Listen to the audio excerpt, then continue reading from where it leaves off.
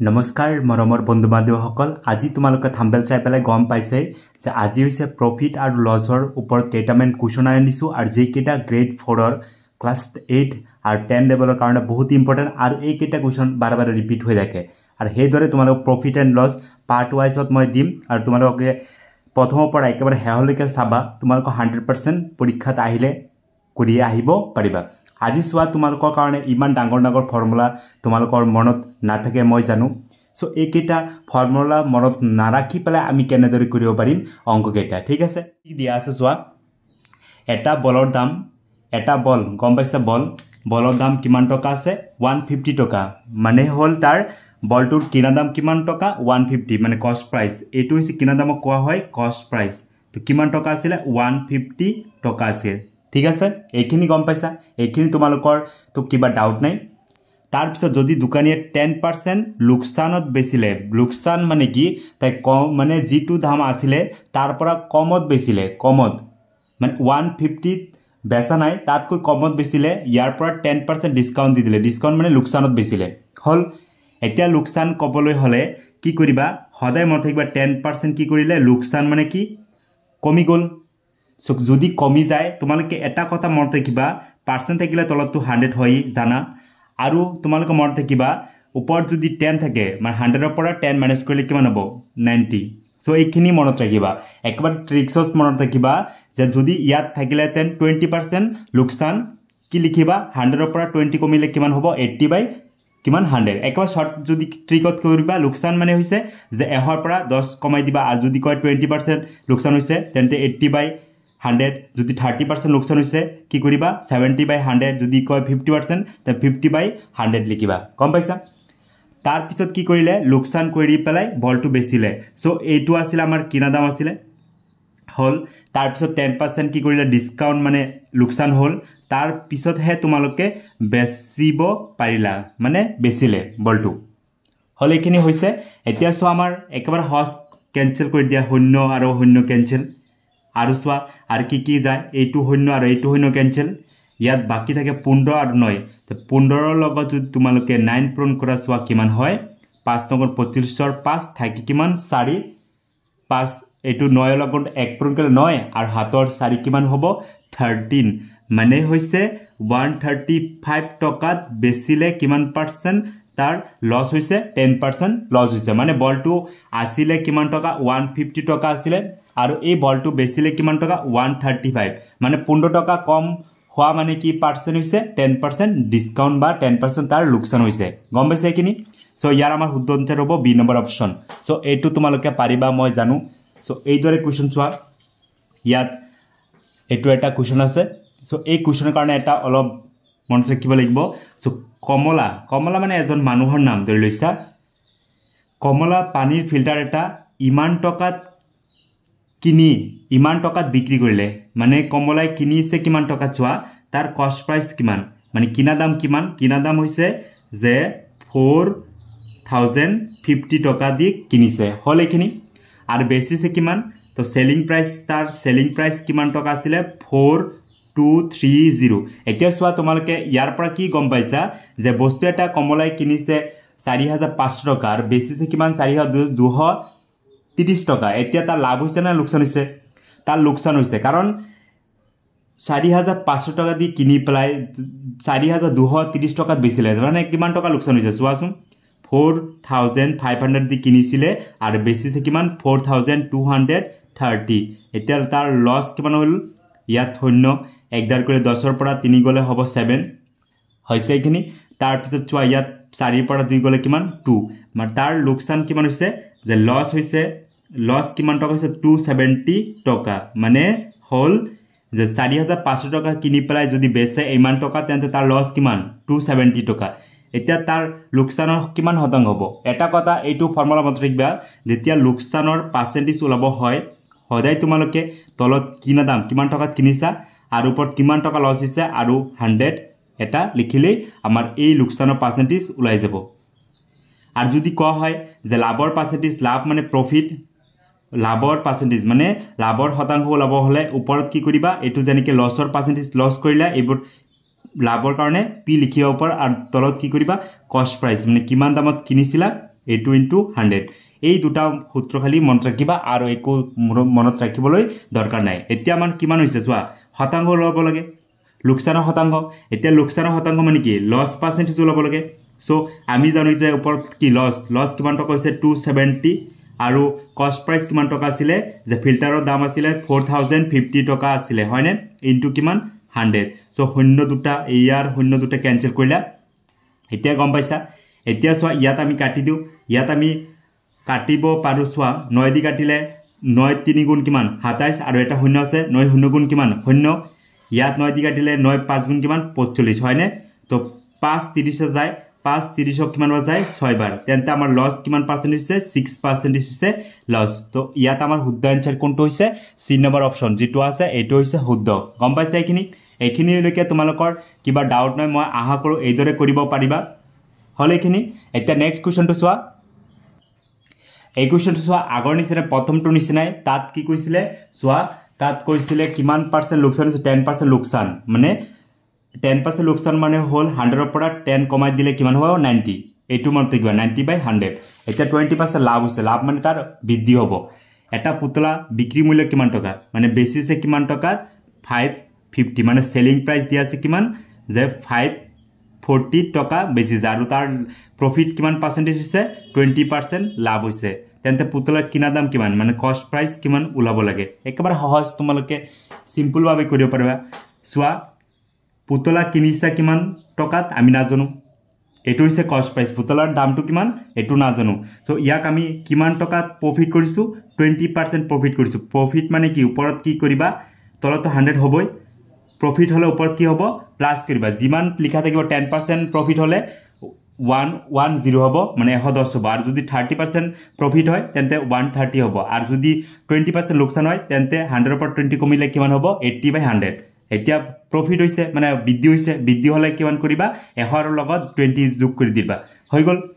এতিয়া বস্তু এটা কিনিছা ইমান টকাত নাজানো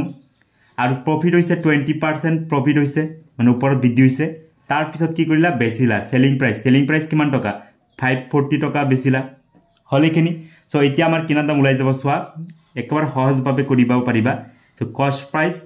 ইকুৱেল ক্যালকুলেশন কেটা হেফালে লৈ যোৱা 540 ইয়াত হৰণ আছে এফালে আহিলে কিমান হ'ব পূৰণ আৰু 120 কি আছে ইয়াত পূৰণ আছে ইয়াত হ'ব কি হৰণ এতি কাটি কৰি দিলেই হল এতিয়া শূন্য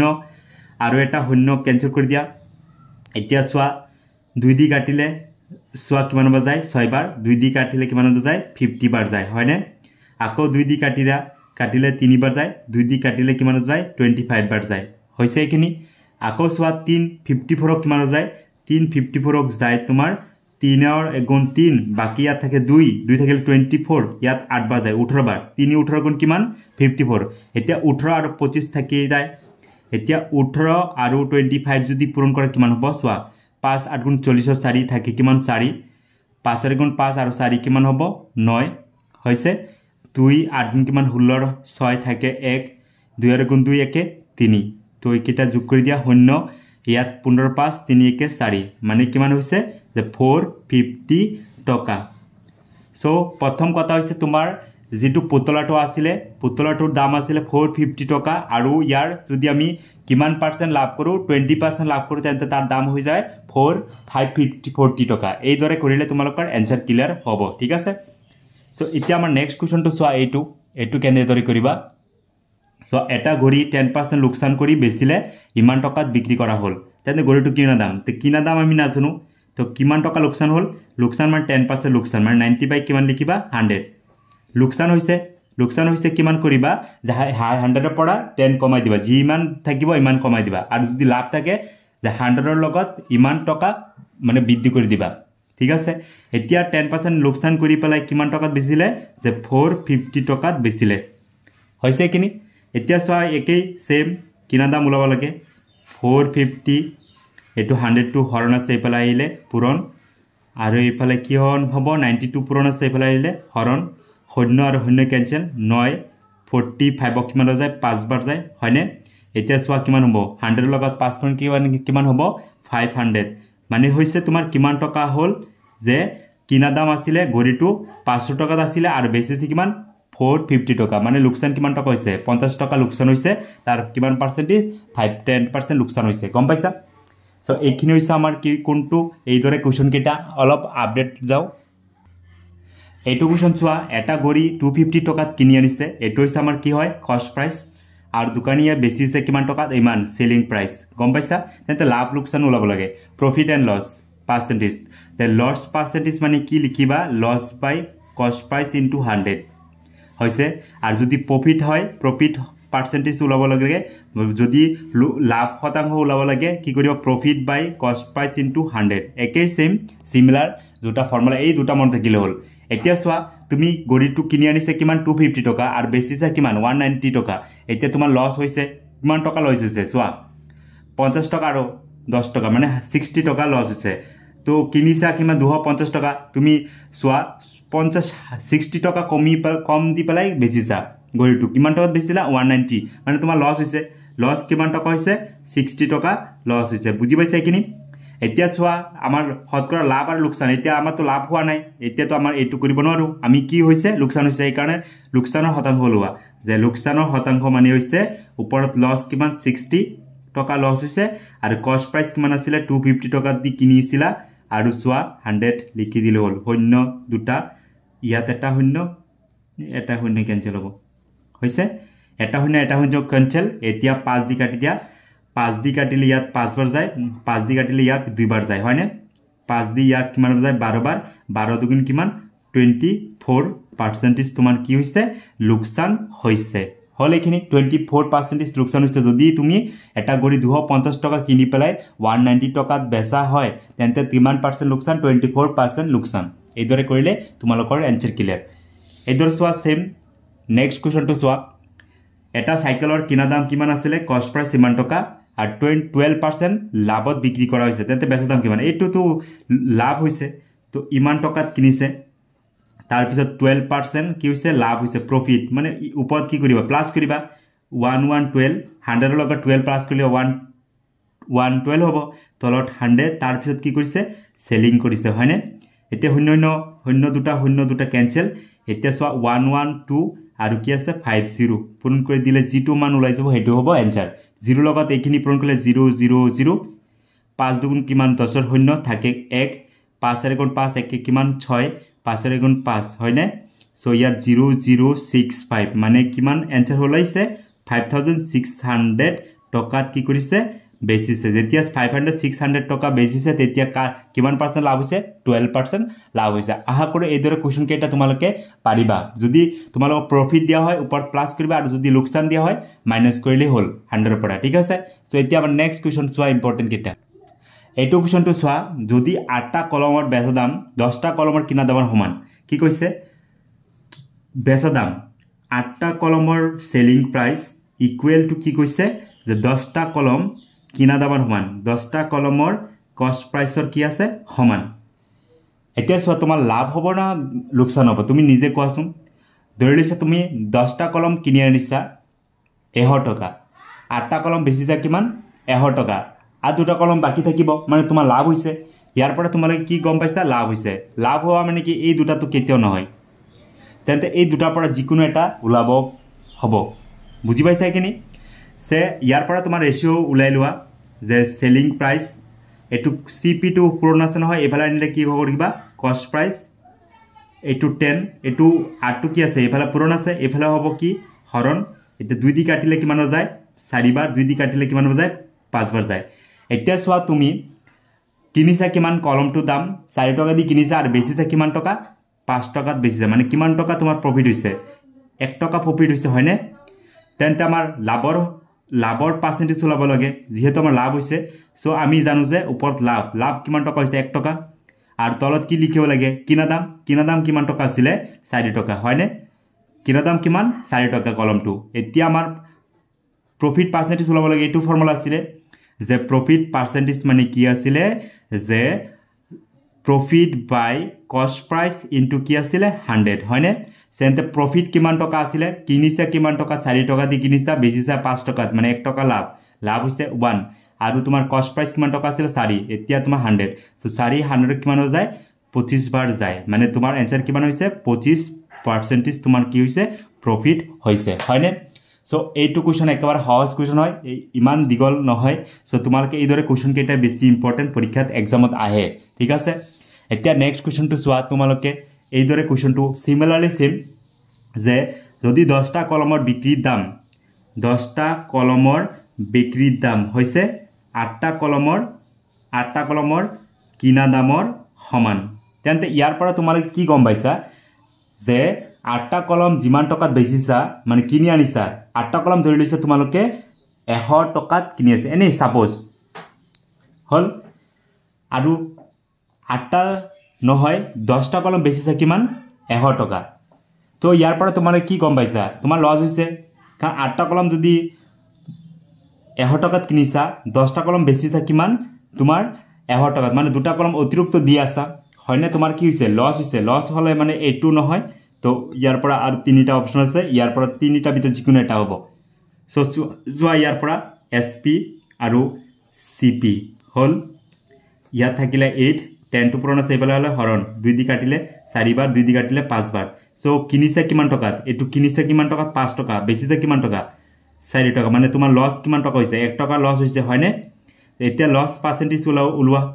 যে আমি জানো তলত কি কৰিবা কষ্ট প্ৰাইস কৰিব লাগিব ওপৰত লস ইনটু কি আছিল 100 হয়নে